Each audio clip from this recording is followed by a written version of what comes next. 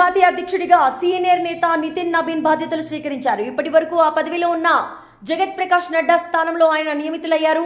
క్షేత్రస్థాయి నుంచి జాతీయ స్థాయి వరకు జరిగిన విస్తృతమైన అంతర్గత ఎంపిక ప్రక్రియ తర్వాత పార్టీ ఈ నిర్ణయం తీసుకుంది. 45 ఏళ్ల నితిన్ నబీన్ పార్టీ పగ్గాలు అప్పగించడం రాబోయే ఎన్నికల వ్యూహంలో కీలక భాగంగా కనిపిస్తుంది.